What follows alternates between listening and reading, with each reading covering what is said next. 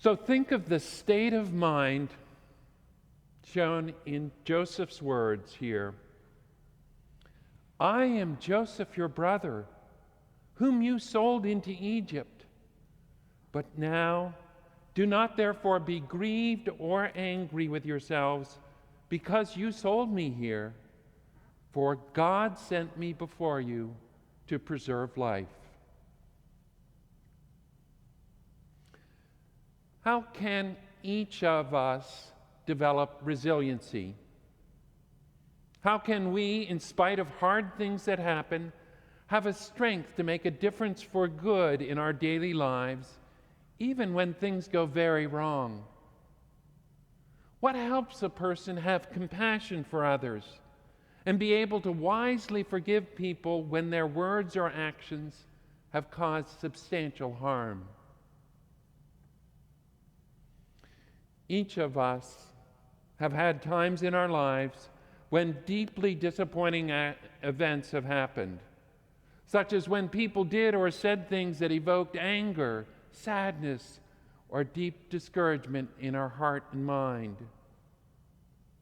Now, imagine the thoughts and feelings that Joseph could have experienced as he walked down to Egypt as a prisoner and future slave, with a clear sense that this was due to the choices of his brothers. Imagine the jumble of thoughts and feelings he might have had when he learned that his master's wife in Egypt had accused him of attempted sexual assault, and he was taken to prison, and where he would spend years in captivity, perhaps with little hope of release. What would have gone through Joseph's mind as weeks, then months, then years went by after he asked Pharaoh's chief butler for his help? After interpreting the chief butler's dream and telling him he would be reinstated in his honored place in Pharaoh's palace, Joseph said to him, "But remember me when all is well with you, and please show kindness to me. Make mention of me to Pharaoh, and get me out of this house. For indeed I was stolen away from the land of the Hebrews, and also I have done nothing here that they should put me into the dungeon." But the chief butler forgot Joseph and didn't think of him for 2 full years. Joseph was a teenager when he was taken from Canaan to Egypt, and 30 years old when his fortune dramatically changed. Almost half of his life had been spent far from home and from his loving father, and this was caused by a series of angry, vengeful actions or inexcusable neglect.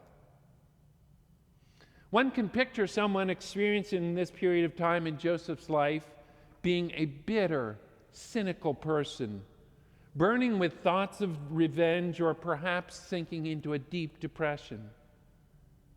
Joseph did not. Part of the reason seems to be indicated in his response to being sold as a slave to Potiphar. We read in Genesis 39, "The Lord was with Joseph, and he was a successful man. He was in the house of his master, the Egyptian, and his master saw that the Lord was with him, and that the Lord made all that he did to prosper in his hand. So Joseph found favor in his sight and served him.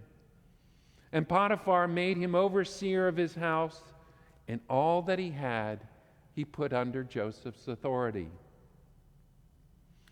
Obviously, Joseph applied himself to being useful, even though he was far from where he wanted to be. The fundamental thing we need to know is happiness, usefulness, and the presence of the Lord all go together. Similarly, when Joseph had been falsely accused of attempted assault by Potiphar's wife and thrown into prison, he likewise applied himself to being useful there. So we read, "But the Lord was with Joseph and showed him mercy, And he gave him favor in the sight of the keeper of the prison. And the keeper of the prison committed to Joseph's hand all the prisoners who were in the prison. Whatever they did there, it was his doing. Again, after Joseph had been forgotten by the chief butler for 2 years, but was then suddenly brought out of prison and brought before Pharaoh, Joseph not only humbly interpreted Pharaoh's dream, but he went on to suggest a wise course of action to follow, given the coming years of plenty, followed by years of famine. Joseph wasn't fuming with resentment. He was focusing on what needed to be done, what was useful. This is a fundamental part of what the new church teaches about the source of happiness. We read, angelic happiness is in use, from use, and according to use. That is, according to the good things of love and charity. Another passage states, people who are governed by charity or a wise kindness, that is, who dwell in love toward the neighbor, from which love the living delight contained in pleasures derives, have no regard for the enjoyment of pleasures except on account of the use that is served. For charity does not exist if there are no works of charity. It is in the exercise of it, that is, in use, that charity or this wise kindness consists. Someone who loves the neighbor as himself never experiences the delight of charity except in the exercise of it or in use. Because Joseph had clearly focused on being useful, he had many happy experiences at Potiphar's house and at the prison. If he had been consumed with anger or a depressed state of mind, it would have been impossible for him to serve Potiphar. He could have been an unreliable servant whose self-absorptions with his thoughts about what his brother had done to him would make him a poor worker. He could have been regularly punished for doing a poor job. But instead, he was given a significant amount of responsibility. Likewise, at prison, he could have been deeply affected by the false accusation of Potiphar's wife and withdrawn within himself about how unfair this was. He apparently did not respond in this way. If he had been withdrawn and self-centered, he could have been regularly disciplined in the prison. It's clear that he was not. He was instead given responsibilities and opportunities to be useful that could have brought fulfillment and happiness to his life.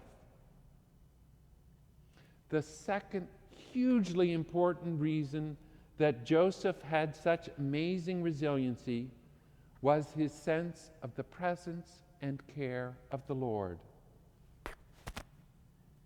It is our fundamental choices that make for a greater or lesser sense that the Lord is with us.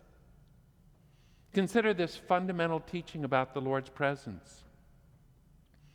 What flows in from the Lord is the good of heavenly love, thus of love towards the neighbor. Within this love, the Lord is present, for he loves the entire human race and wishes to save each one forever. And because the good things of that love originate in him, he himself is within it, and so is present with us when we have the good things of love within us. Similarly, this passage from the teachings for the new church. The Lord is indeed present with everyone, for from no other source does life flow, and he governs every specific detail of it. This is so even with the worst of people and in hell itself. But the nature of the Lord's presence varies according to the way his life is received. While the Lord was with Joseph in Egypt and supported him in living a hugely useful life, it seems that Joseph did not trust his older brothers. The first time they came for food during the famine, Joseph spoke harshly to them, even had them imprisoned for 3 days. But he also heard them make an important acknowledgement to each other. They said, "We are truly guilty concerning our brother, for we saw the anguish of his soul when he pleaded with us, and we would not hear. Therefore, this distress has come upon us." And Reuben answered and said to them, saying, "Did I not speak to you, saying, 'Do not sin against the boy,' and you would not listen? Therefore, behold, his blood is now required of us." Joseph still wished his brothers well. He gave them grain to take home and returned their money to them. When the brothers arrived a second time with Joseph's younger brother Benjamin, he provided them with a wonderful feast. On their return to Canaan, Joseph again provided them as much food as they could carry and returned their money. But he also had his special silver cup put in Benjamin's sack. It seems clear that Joseph intended to send his older brothers home and to keep Benjamin with him in Egypt. When all the brothers returned after the silver cup was found, in a climactic moment, Judah pleaded for Benjamin to be allowed to return to his father, and he would stay in Egypt in his place. And then Joseph revealed himself to his brothers, speaking to them for the first time in their own language, and both acknowledged their harmful choices, but also saw that fundamentally God had been bringing about wonderful things in spite of everything else. The ability to see this is crucial for resiliency and compassion. Joseph could not possibly have had it if he had spent the last more than 20 years of his life burning with anger towards his brothers. Because Joseph had lived a useful and fulfilling life in Egypt and found much happiness, he could recognize that this never could have happened without the tragedy of his mistreatment by his brothers and his being sold as a slave.